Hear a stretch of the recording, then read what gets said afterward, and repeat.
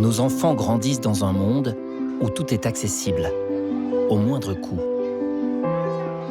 Des tomates en hiver, des fraises en automne, du poisson qui a traversé la moitié de la planète à moins de 5 € le kilo.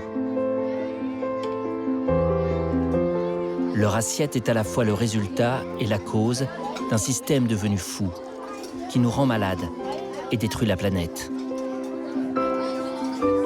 Cela peut vous surprendre, mais notre alimentation est le principal coupable. Elle explique tous les risques de déstabilisation de la planète auxquels nous devons faire face.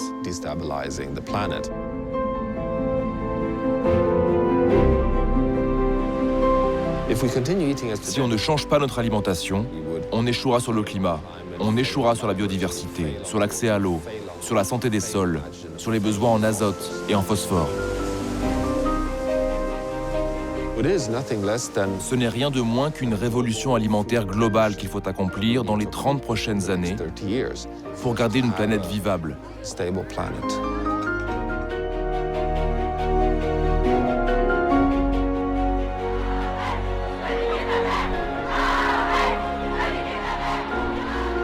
Nous, les adultes, avons la responsabilité de résoudre ce problème pour donner à nos enfants un futur sur cette terre. I shouldn't be up here. I should be back in school on the other side of the ocean. Yet you all come to us young people for hope. How dare you?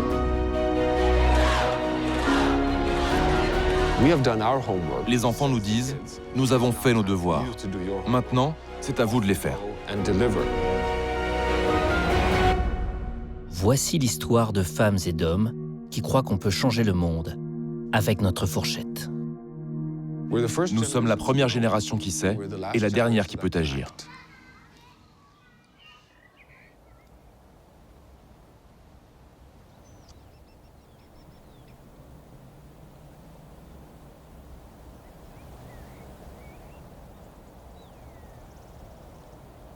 Bonjour tout le monde, moi je m'appelle Diana.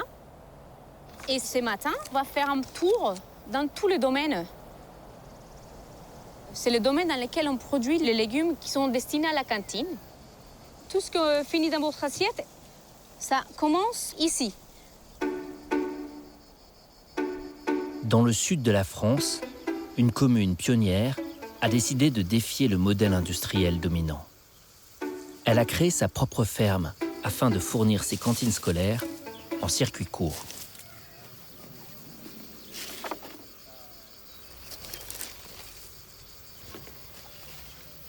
Donc la particularité, c'est que ici on produit des légumes biologiques. Est-ce que quelqu'un peut me dire est-ce que c'est l'agriculture biologique? Ouais. Ça veut dire qu'on fait pousser des choses bio. Bio, mais bio, ça veut dire quoi? Biologique? Ça veut dire il n'y a pas de produits chimiques. Quand c'est bio, en fait, des fois, ça peut être plus pourri. Parce que des fois, quand ça va être pas bio, ça tient plus longtemps. Parce qu'on met des produits chimiques pour pas que les insectes mangent. Très bien. Les élus de Montsartou ont créé les premières cantines 100% bio de France, dans 8 établissements scolaires en tout, afin de prouver qu'un autre modèle est à portée de main. Nous, on est convaincus qu'on doit changer notre alimentation pour respecter notre santé et l'environnement et qu'il faut se mettre en transition. Et se mettre en transition, ça demande de changer des pratiques quotidiennes, une multitude de pratiques quotidiennes. Les enfants sont hyper réactifs, attentifs à ces enjeux. Ils sont très ouverts au changement. Alors on va se mettre comme ça en ligne. Alors les escargots, on les aime, mais on les aime pas non plus beaucoup. Ah oui, c'est mange aussi les plantes. Ils mangent les fraises, ils mangent la salade, ils mangent surtout les feuilles. Voilà. Et c'est du coup la seule façon de pouvoir équilibrer la présence des escargots, c'est pas avec des pesticides, comme on l'avait dit, c'est par exemple en attirant les oiseaux, en attirant les grenouilles qui mangent les escargots. Mais moi, je ne vais pas les tuer, je vais les laisser là.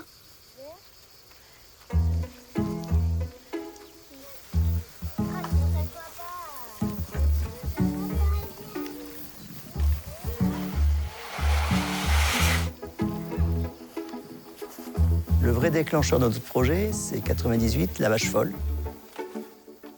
En nourrissant mal des animaux d'élevage, on les a empoisonnés et ils ont empoisonné l'homme.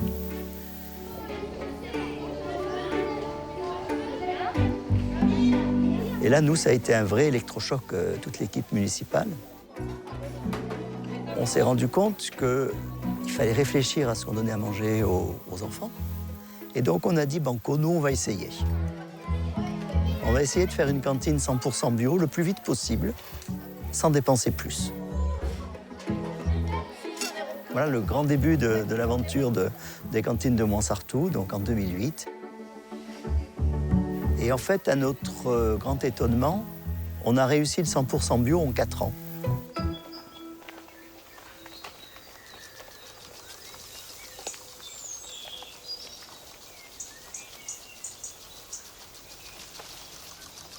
Bonjour. Ça va, Bastien? Ah, il y a déjà des tomates? Ouais, déjà. Ouais. C'est quoi comme variété, ça? La marmande. La marmande? Ouais. Je ne me trompe pas.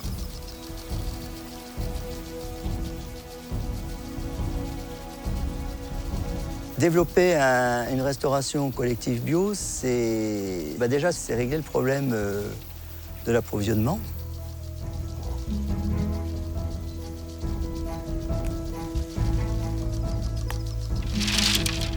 Au début, on l'a fait travailler les grossistes classiques qui n'avaient pas l'habitude de travailler le bio.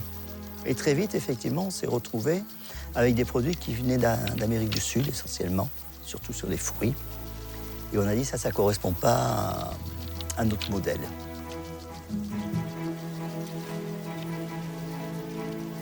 Et c'est là que, d'une boutade, on a dit, c'est terrible. On n'arrive pas à en avoir, il va falloir qu'on le fasse tout seul. Et de cette boutade est née l'idée d'une régie agricole.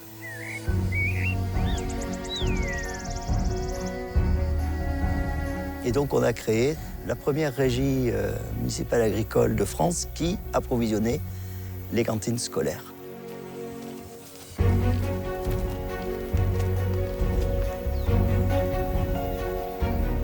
Sur un terrain appartenant à la mairie, on a embauché 3 agriculteurs.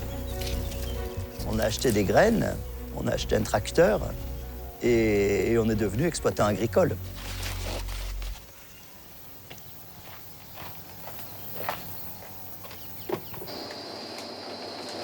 On produit 27 tonnes de légumes par an et on est autonome à 85% de nos besoins en légumes. Tomates, courgettes, aubergines, poivrons.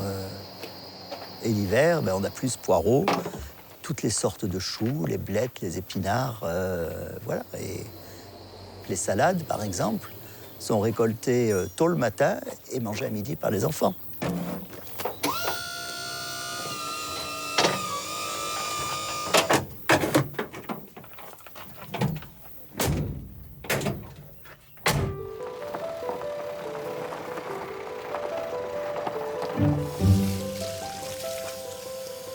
Les cantines de Montsartou, c'est 1200 repas jour.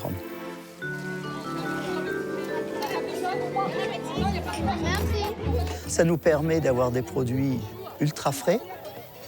Ça nous permet de ramasser des tomates à maturité, parce qu'elles ne vont pas passer 10 jours dans des frigos.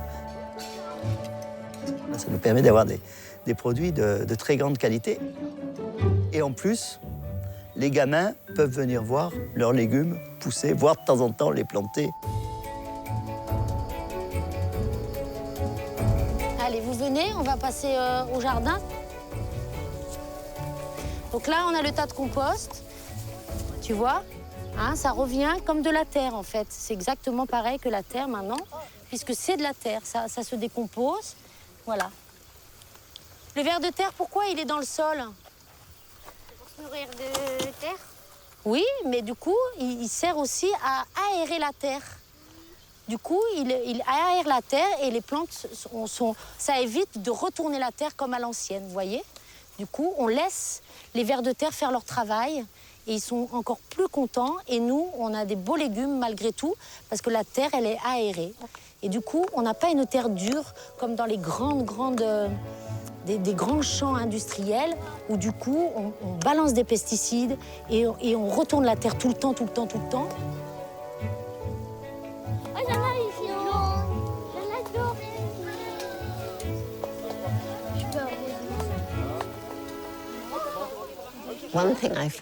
Il y a une chose que je trouve toujours très bizarre quand on parle de l'agriculture industrielle. On appelle ça l'agriculture conventionnelle, mais elle n'a rien de conventionnel.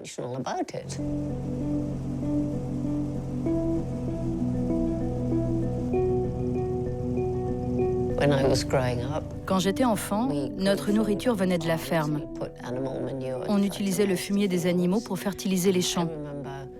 Je me souviens qu'au moment des labours, les oiseaux volaient tout autour et mangeaient les insectes. Aujourd'hui, nous avons cette agriculture commerciale.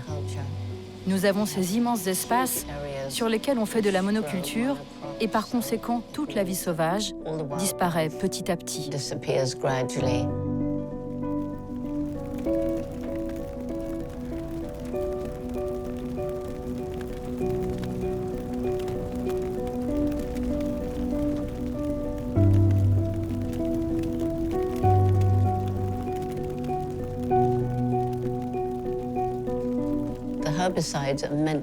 Les herbicides sont censés tuer juste les mauvaises herbes. Mais en fait, ils tuent toutes sortes de plantes.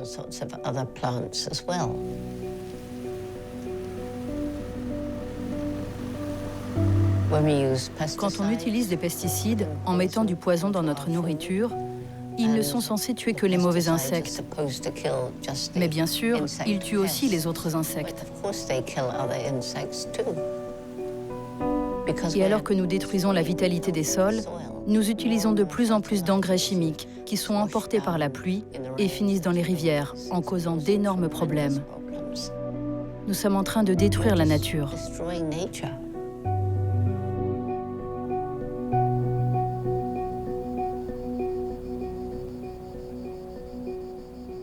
Ok, ça tourne. Ça quoi? C'est le micro. Comme ça, moi, je t'entends. Ok. Si on mange pas bio, ça pollue la terre. Polluer, ça veut dire que, par exemple, dans la nature, tu mets des papiers, tu mets plein de choses qui sont pas bonnes. Et après, si on en met trop, on n'aura plus de couche d'ozone. Il fera beaucoup trop chaud, il n'y aura plus d'humains sur la Terre. C'est pas bien polluer. La planète, elle va mourir parce que tous les arbres et toutes les végétations, ils vont mourir, alors on ne pourra plus respirer. Mais si on mange bio, ça ne pollue pas la terre. Nous, on mange pas de pesticides. Les animaux, ils vont pas mourir à cause des pesticides. On prend soin de notre santé, de nous, de notre cœur et de l'atmosphère, de tous les gens au monde. Il faut bien prendre soin d'eux parce que c'est presque nos frères.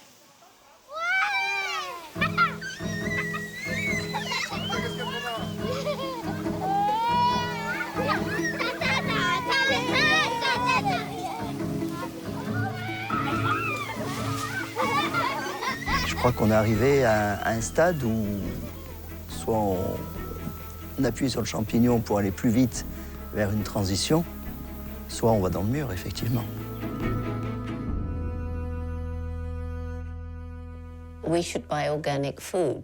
Nous devons acheter de la nourriture biologique. Est-ce que ça coûte plus cher? Peut-être que ça coûte un peu plus cher, mais nous y ferons plus attention. Nous gâcherons moins. C'est un problème majeur, vous savez, la quantité d'aliments que nous gaspillons. Le prix que nous payons notre nourriture aujourd'hui ne reflète pas son vrai coût.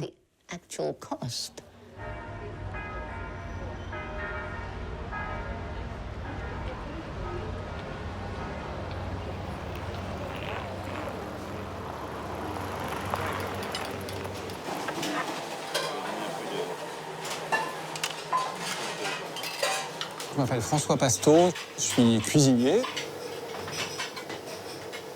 J'ai eu la chance d'avoir des parents qui m'ont inculqué de belles valeurs. On finit son assiette, on jette pas son pain, on fait les plats du lendemain avec les restes de la veille. C'est dans cet état d'esprit que j'ai voulu faire ce beau métier avec des produits de proximité, donc de ma région, la région parisienne, qui est très riche en agriculture, avec de très beaux acteurs. C'est vraiment la nature qui les dirige et c'est eux qui s'adaptent à la nature.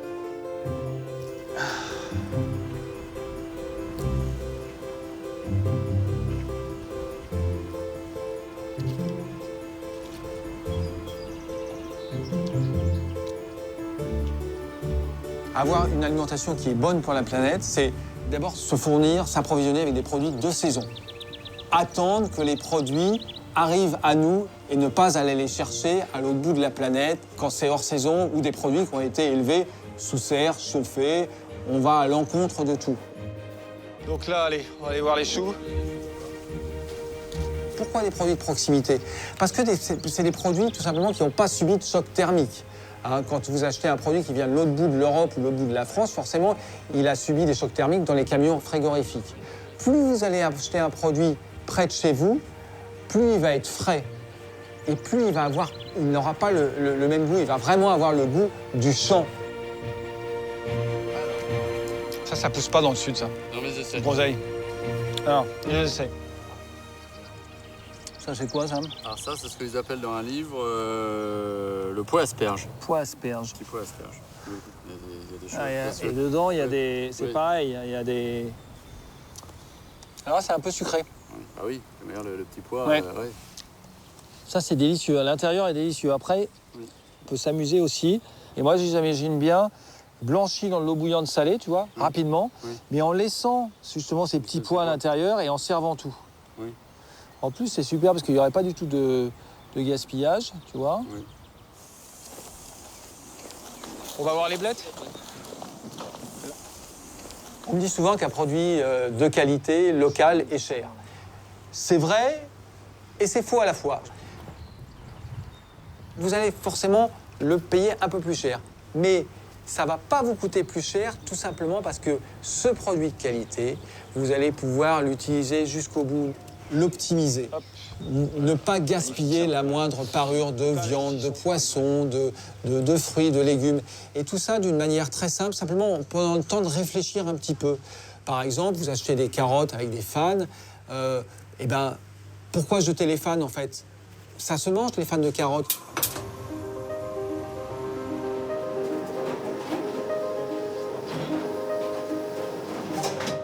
Pour lutter contre le gaspillage alimentaire, j'essaye au maximum de tout utiliser d'un produit. C'est l'exemple type. Ce matin, j'ai trouvé ces merveilleux petits pois. Donc, ce que je fais, là, j'écosse les petits pois. Donc, je vais retirer vraiment le légume qui est à l'intérieur de la cosse. L'écosse, je vais le garder parce qu'avec cette cosse, je vais faire une crème froide de petits pois.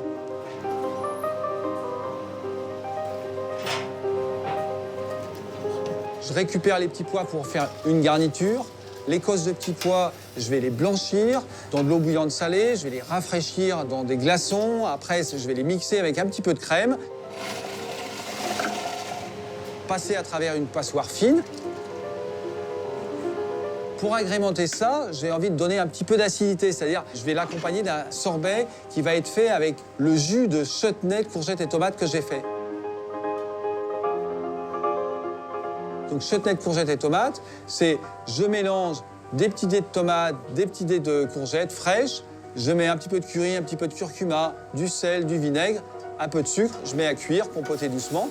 Ça va rendre de l'eau, les tomates. Les courgettes également vont rendre de l'eau. Avec toute cette saveur, ça va me permettre de récupérer ce jus pour en faire un sorbet. Et ce sorbet, je le mets au centre de l'assiette. Je fais couler le velouté froid de petits pois autour. Et puis, j'ai récupéré également des petites fleurs de saison comestibles, bien sûr, que j'ai mis dessus, comme une petite fleur d'ail. Ça me permet aussi de pouvoir offrir une cuisine de qualité à un prix raisonnable et de pouvoir avoir une entreprise économiquement viable.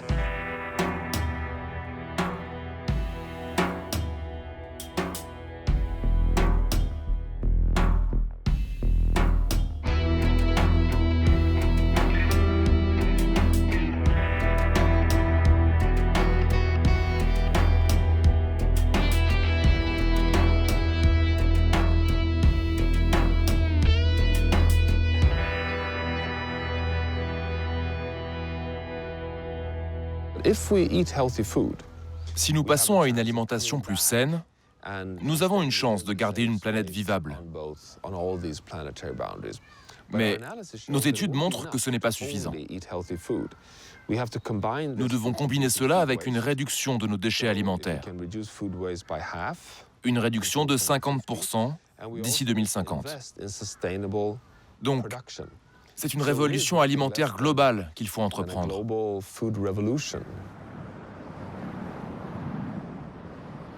Privilégier les circuits courts, le bio, et réduire le gaspillage alimentaire. Les solutions existent. Mais sont-elles réalistes et viables à grande échelle? I remember way back then we used to hang. Everything was different and cool in the slang. Use words like being fresh and do the pop lock. Curb blow in your box and you don't stop. The ladies back then, they don't make them no more. Brothers pull their chairs and throw their jackets on the floor. So the girls walk by, say hi. And it was cool just to be a nice guy. Motorola flip phones and the mobile bags. Hatchbacks, Scirocco's and Cadillacs and Jags. That's how we used to roll. Hi. Chaque jour, les villes voisines de Malmö et Lund, dans le sud de la Suède, servent à elles deux 106 000 repas presque entièrement biologiques. Dans les maisons de retraite, les hôpitaux, les écoles. Et cela commence dès le petit déjeuner. Il est ici proposé gratuitement, comme chacun des repas servis dans les établissements scolaires.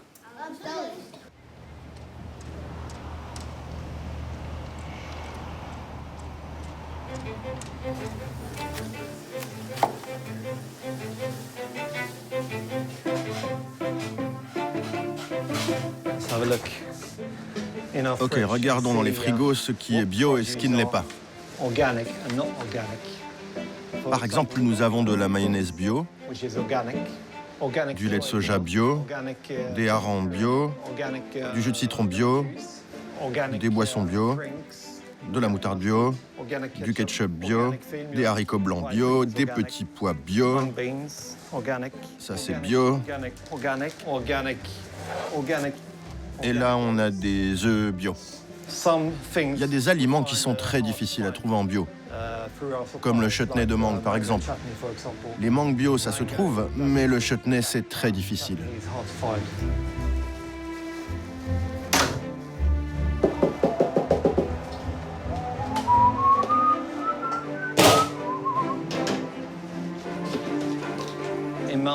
À Malmö, la nourriture doit être biologique au maximum de ce qui est possible. Aujourd'hui, les repas que nous servons sont à plus de 80% biologiques. La municipalité a décidé qu'en 2020, ils devront être 100% biologiques dans toutes les écoles.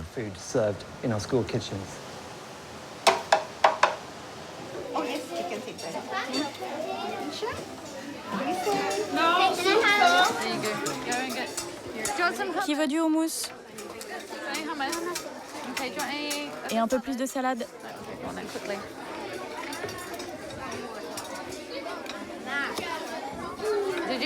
Vous avez goûté les tomates aujourd'hui? Non. J'adore les tomates, mais j'aime moins les petits trucs verts. Ça? C'est de la salade. Le repas est un moment pédagogique.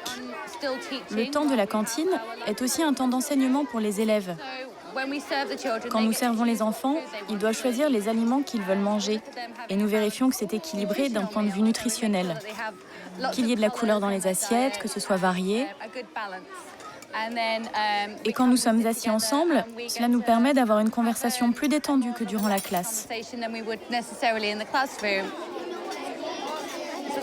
Il ne s'agit pas seulement de manger. Nous les aidons à considérer différemment ce qu'il y a dans leur assiette, à en prendre conscience et à en être reconnaissants.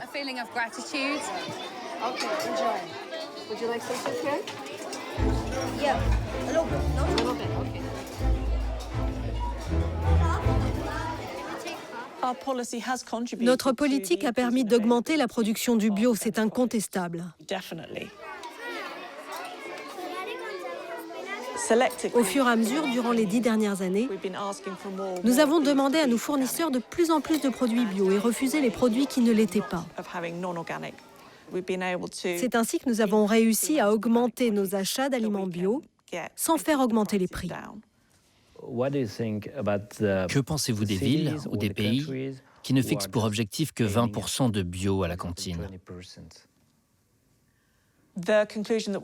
Notre expérience montre qu'il vaut mieux viser haut. Parce que si vous visez haut, le niveau que vous atteindrez sera plus important que si vous visez plus bas. Si vous visez 50%, vous atteindrez peut-être 40. 70, ce sera 60. Et si vous visez 100%, vous atteindrez 85%. Malmö n'est pas seulement passée au tout bio dans ses cantines. Elle a également réduit la part de viande dans ses menus. Les repas sont végétariens 2 fois par semaine. L'impact de cette petite révolution est considérable. Pour le même budget, les enfants mangent beaucoup mieux.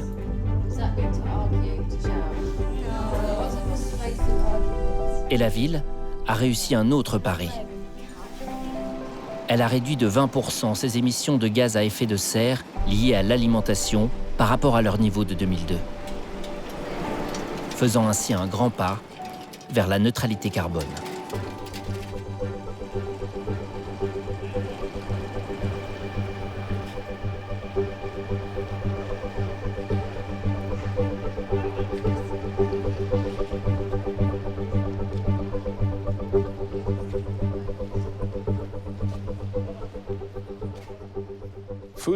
Notre alimentation est le levier le plus puissant pour garder une planète vivable, car elle est en relation avec les grands piliers qui permettent la vie sur Terre. Mais c'est également un levier majeur pour améliorer la santé humaine. D'un point de vue scientifique, les connaissances actuelles permettent de savoir précisément ce qu'est une alimentation saine, ce que l'on devrait manger. Ce régime est un mix. 50% de ce qu'il y a dans nos assiettes devrait être des protéines végétales. Donc des légumes, des fruits secs, des céréales complètes, et ensuite un mix de protéines animales. Donc oui, il y a encore de la viande rouge dans ce régime, de la viande blanche et des protéines issues de poissons.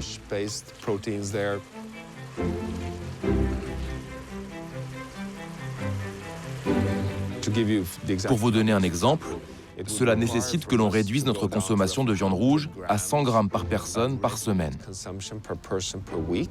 Alors qu'aujourd'hui, en moyenne, un Européen ou un Nord-Américain mange à peu près 7 à 800 grammes par semaine. C'est une réduction drastique.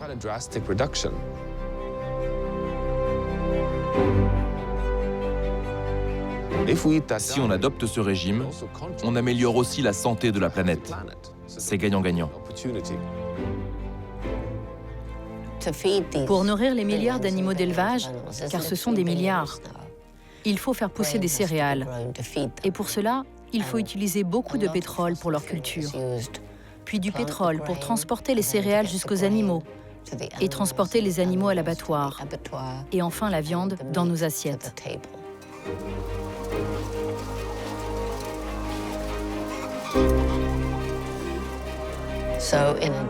Il faut ajouter à cela les quantités astronomiques d'eau nécessaires pour transformer ces protéines végétales en protéines animales.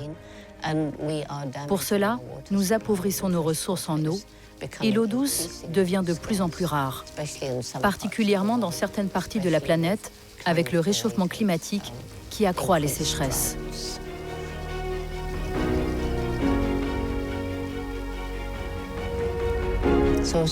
Donc il y a quelque chose que tout le monde peut faire pour sauver la planète. C'est de manger moins de viande et si possible, pas de viande.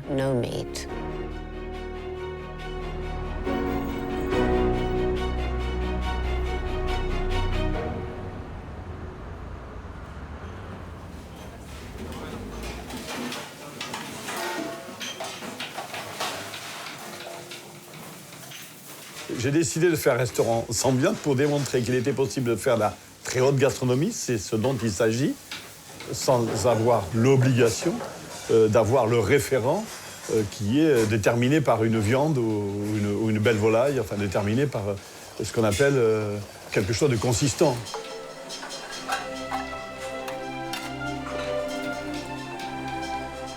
Dans les cuisines de certains grands chefs, cette révolution vers une gastronomie qui tourne le dos à la viande est déjà en marche. Ici, c'est le végétal qui prend la première place, accompagné parfois de poissons ou de crustacés.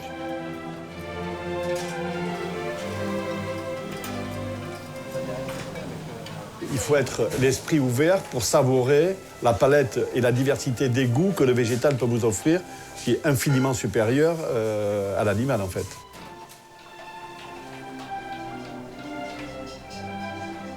On travaille pour arriver à faire un grand menu. On va faire des bouillons de légumes, on va utiliser tout ce qui pousse sous terre, c'est-à-dire la racine, tout ce qui pousse sur terre, c'est-à-dire tout ce qui est vert. Voilà, on va récupérer l'amertume de feuilles d'artichaut, on va tout disséquer, on va améliorer, j'appelle ça affiner le trait, pour que le goût de l'amertume, l'acide, l'amer, l'astringence, tout ça fait partie d'une palette de goûts que nous avons envie de concentrer dans nos plats.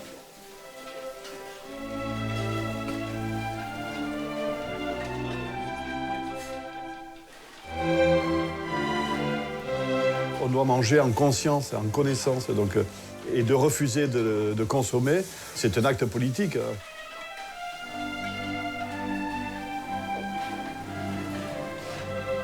Pour faire changer le monde, il faut bien que les humains, les uns à côté des autres, ils prennent des décisions qui sont plus fortes que de voter. C'est l'effet de contagion ou c'est l'effet de tache d'huile d'olive qui fait que finalement le monde va changer parce que la prise de conscience des individus qui habitent cette planète est plus forte que les pouvoirs politiques.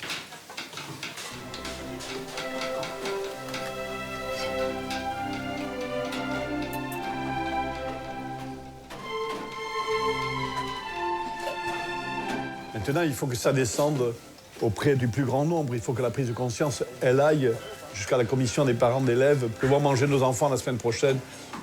Peut-être que l'éducation, elle commence là, puisque se nourrir mieux, ça commence de 3 ans à 100 ans.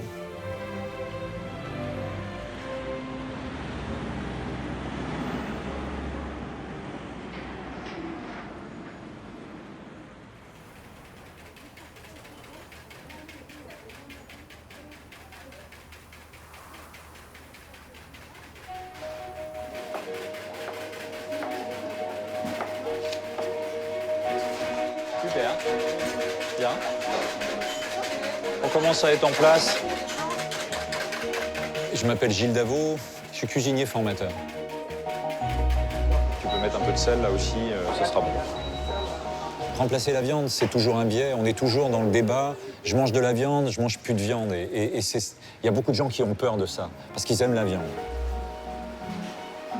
En fait, quand on utilise le mot végétarien, on ne perçoit que du moins. On va mettre un couvercle. Et puis, une fois par minute, soit on secoue, soit on donne 3 coups pour mélanger. Et vous voyez, nos petits poireaux carottes, là, en 8 minutes, c'est cuit. Le but de cette formation, c'est de basculer dans une vision très différente et très positive. On va mettre plus de diversité dans les repas. Ça fait grandir les enfants en Inde, en Égypte, en Turquie. C'est vraiment les alimentations de base, riz, lentilles. Ce que je leur fais découvrir, c'est déjà des produits qu'ils ne connaissent pas. Par exemple, des céréales qu'ils n'ont jamais cuisinées. On redécouvre les haricots, on redécouvre les pois chiches, on redécouvre les lentilles, on découvre un boulgour, un millet. C'est trop bon, trop bon, trop bon. Oh, la gourmande. Donc, ce que je vais faire, c'est que je vais faire directement partir à l'eau le riz avec les lentilles, un volume et demi d'eau, OK? Vous étiez déjà au courant, l'association des céréales et légumineuses? Non, vous aviez jamais tellement vu ça? On s'aperçoit que partout dans le monde, la source de protéines quantitatives quotidiennes, dans les cuisines populaires, c'est l'association des légumineuses avec des céréales. Dans le Maghreb, c'est des légumes, un bouillon, des pois chiches. Et puis, c'est mangé avec de la semoule ou des pains galettes. On va avoir les cuisines plus d'Asie avec des associations autour du riz, souvent. Avec du riz et des lentilles, du riz et des pois, du riz et du soja. En associant ces deux familles, on va avoir la combinaison de tous les acides aminés, qui sont les acides aminés qui nous sont apportés par la viande. Et finalement, plutôt que de dire on va faire du sans viande, on a fait, oh là là, regarde tout ce qu'on a fait avec des haricots, regarde tout ce qu'on a fait. Oh là, je suis bluffé, je pensais pas qu'on pouvait faire autant de trucs. L'idée, c'était de montrer comment on peut introduire dans l'alimentation des enfants ces haricots, ces légumineuses, ces pois chiches. Et finalement, ça a pris la forme d'un gâteau au chocolat. Et en fait, on a un gâteau extrêmement simple à faire et qui nous met un apport de protéines dans le dessert. Ça, c'est moins culturel pour nous, mais de se dire que parce qu'on a mis un gâteau avec des légumineuses et de l'œuf en dessert, on a une partie des protéines du repas qui est apportée là. J'aime pas trop le chocolat, mais là, il est trop bon. Là, c'est bon. Et si je fais un dessert avec ça, je nourris les enfants. Il y a vraiment, vraiment nutritionnellement, c'est ça.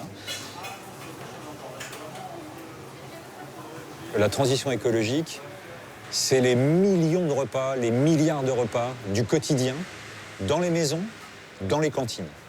On a un potentiel incroyable aujourd'hui, en travaillant sur les cantines, de favoriser cette transition avec toutes ces générations qui vont apprendre que le bio, c'est aussi pour eux. Les protéines végétales, c'est aussi pour eux, c'est bon.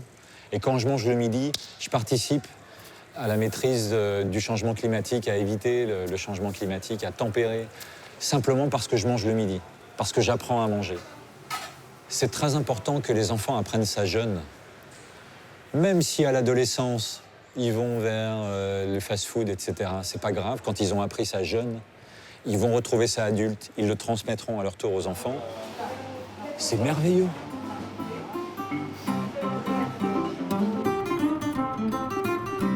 There's a great big mystery, and it sure is worrying me. This city boy did it.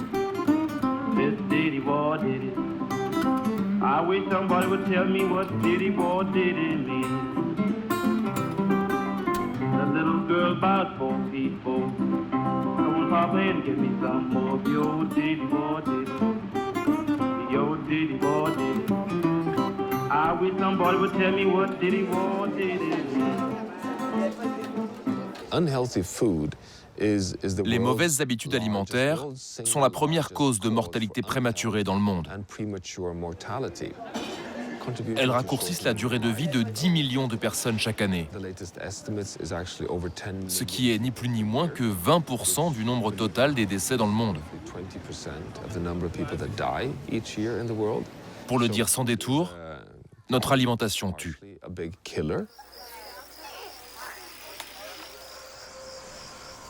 Changer notre modèle alimentaire n'a pas seulement des impacts positifs pour la planète et notre santé. Cela permet aussi de lutter contre les inégalités sociales et la pauvreté.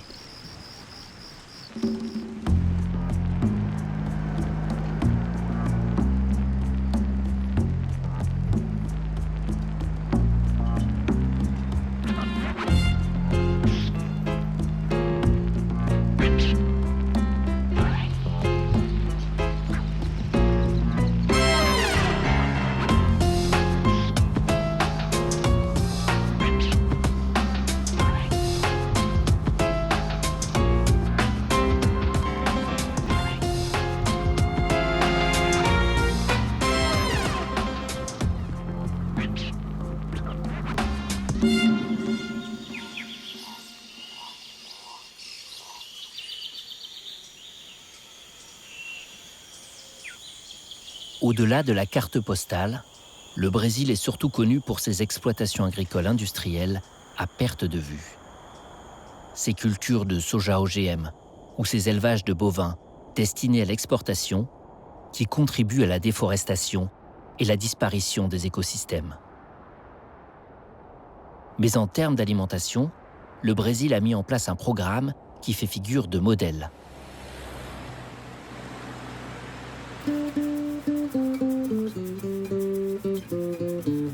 Eu quero a água que esse coco dá, e bem gelada pra matar a minha sede, sede de mudar. Eu quero a polpa que esse coco tem, eu quero toda, não divido a minha polpa com ninguém. Avant le programme d'alimentation scolaire, c'était difficile. On n'arrivait même pas à acheter de quoi manger. Aujourd'hui, ma vie a complètement changé. Eu quero a água que esse coco dá. Et aujourd'hui, la vie de tous les producteurs que je connais est meilleure aujourd'hui. Certains ne savaient même pas ce que signifiait cultiver. Et maintenant, grâce à ce programme, ils ont appris.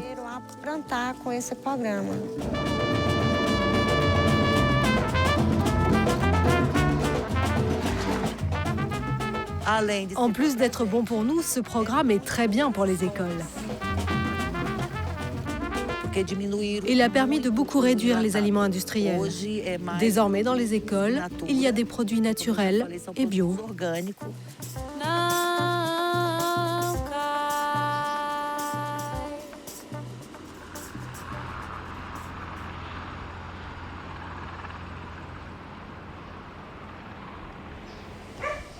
Depuis 2010, au Brésil, une loi du gouvernement Lula impose que 30% des aliments dans les cantines soient issus de petites exploitations familiales. Je m'appelle Francis Souza. J'ai 3 enfants.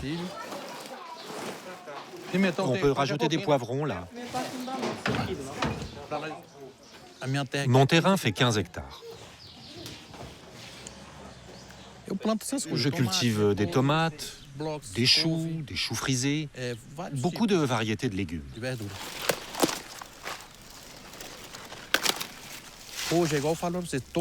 Aujourd'hui, tous mes revenus découlent de la vente de mes produits aux écoles.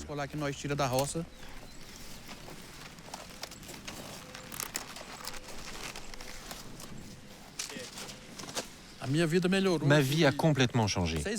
Il y a 6 ans, quand nous avons commencé à faire les livraisons pour les cantines, mes fils n'étaient pas ici.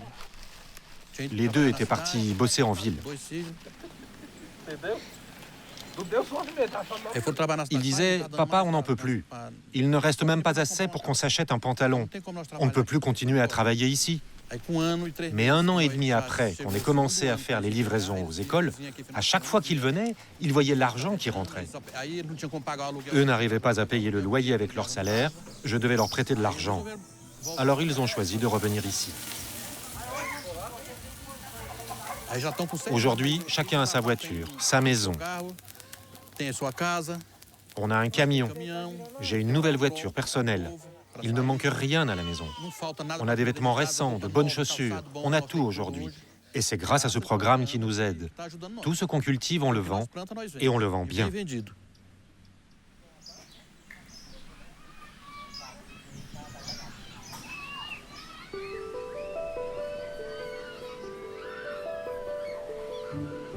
Je m'appelle Nolde Maria Jesus. Je suis une petite productrice de légumes.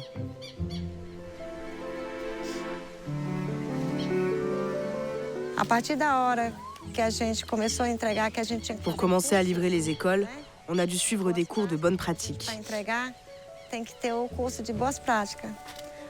C'est grâce à ça qu'on a appris les techniques.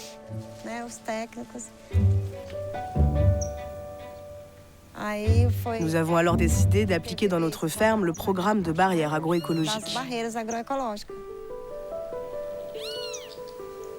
Ce sont des barrières physiques faites d'arbres fruitiers et d'arbustes.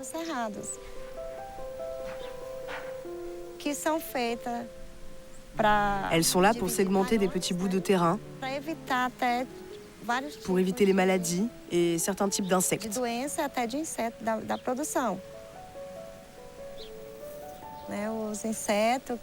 Les insectes qui veulent manger mes plantes n'atteignent pas mes cultures.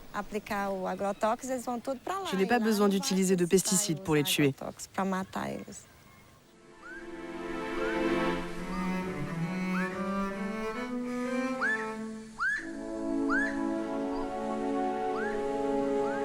Je m'appelle Ivone Ribeiro Machado. Je fais de l'agriculture biologique. Le système d'agroforesterie permet d'avoir plusieurs cultures sur le même terrain. Les plantes cohabitent. J'ai beaucoup de récoltes. Regarde toute la diversité que j'ai sur mon bout de terrain.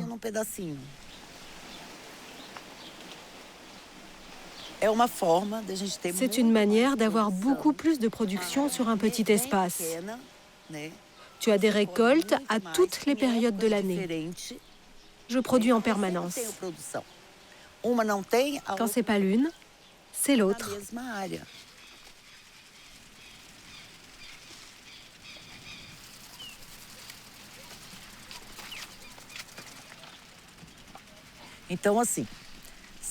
S'il n'y avait pas cette loi que le gouvernement a fait pour aider les petits producteurs, l'agriculture familiale, on n'aurait pas les moyens de livrer. On ne pourrait pas faire face aux grandes exploitations industrielles.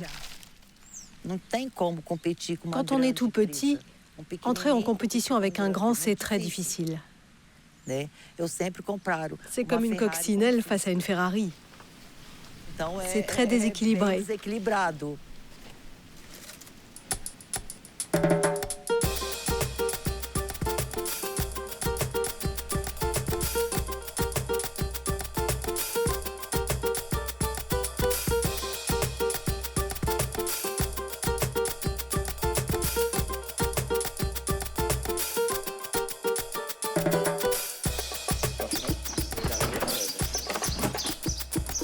Avant, les grandes entreprises agroalimentaires se moquaient de nous. Nous étions les petits producteurs qui n'avions pas de clients. On devait amener nos produits au marché. Aujourd'hui, c'est nous qui vendons aux écoles, leurs anciens clients. On a dépassé les grandes industries. C'est nous qui avons le marché.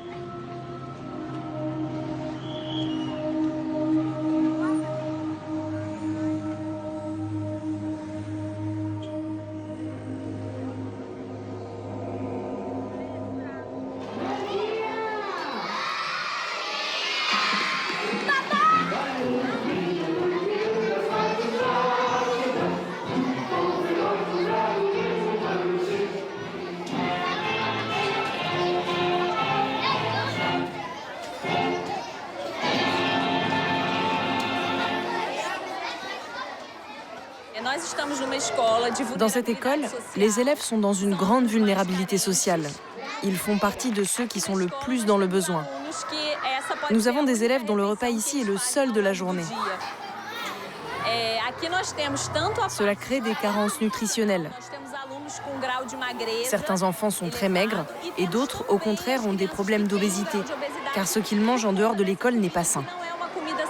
Pour beaucoup, c'est de la nourriture ultra transformée qui les rend obèses et n'apporte pas les nutriments nécessaires.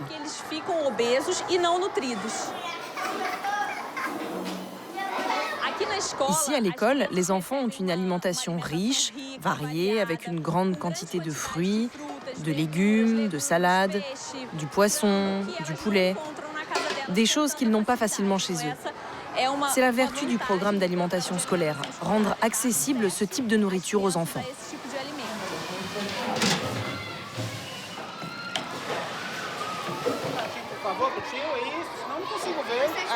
Il y a eu beaucoup de progrès en matière d'alphabétisation et moins de redoublement.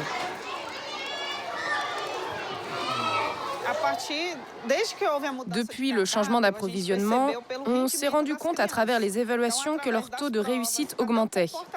Leur comportement s'est amélioré aussi. Comme les enfants n'étaient pas bien nourris, ils devenaient très agités. Et le matin, ils somnolaient.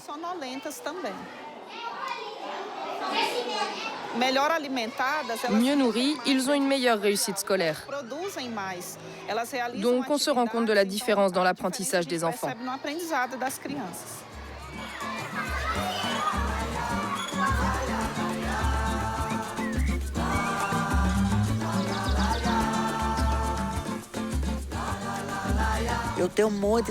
J'ai beaucoup d'espoir pour le futur.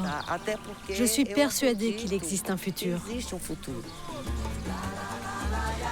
Quand je suis arrivée ici, il n'y avait pas un seul arbre. Aujourd'hui, regardez combien il y en a.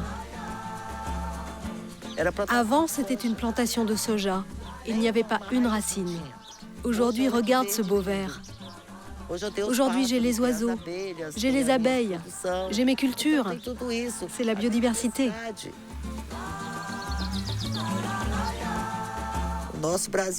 Pendant que notre Brésil est en train de brûler, on plante du vert. On veut un Brésil entièrement vert.